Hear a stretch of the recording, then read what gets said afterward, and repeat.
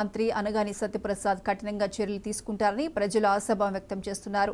ప్రతిపక్ష హోదాలో ఉన్నప్పుడే కోడి పందాల స్థావరాలపై అసెంబ్లీలో ఆయన ప్రస్తావించారు.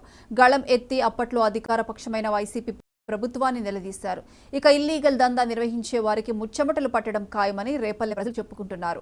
రానున్న రోజుల్లో ఆయన నిర్ణయాలు ఎలా ఉండబోతున్నాయనే దానిపై ప్రజలు ఆసక్తిగా ఉన్నారు. సదరు పరిణామము జూదము తనకు మరియు ఇతరులకు తీవ్రమైన హానిని కలిగించే స్థాయిలో అతను జూదంలో పాల్గొనడం వంటి సమస్యలు దారితీస్తుందని చెప్పారు అధ్యక్ష. అంటే జూదంలో ఆడేవారితో పాటు వారి కుటుంబాలు కూడా రోడ్డు పాలవుతాయని, అలాగే జూదం కారణంగా సమాజంలో నేర ప్రవృత్తిని ప్రేరేపిస్తుందని, అక్రమ ద్రవ్య వినియం అలాగే మోసాలు వంటి వ్యవస్థీకృతి నేరాలు కూడా చేస్తామని చెప్పారు అధ్యక్ష.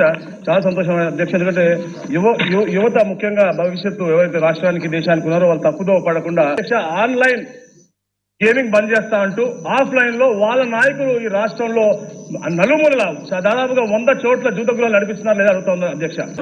విత్ ప్రూఫ్ నేను చెప్తా, విత్ ప్రూఫ్ చెప్తా, మాట్లాడండి ప్లీజ్. నిజాలు పట్టాలి చెప్పండి సార్, చెప్పండి.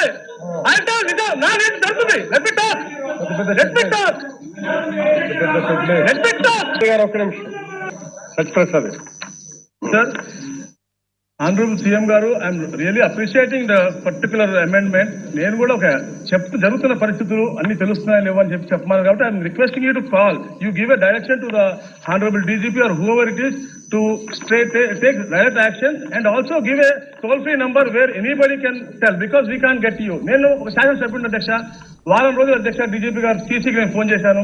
నాకు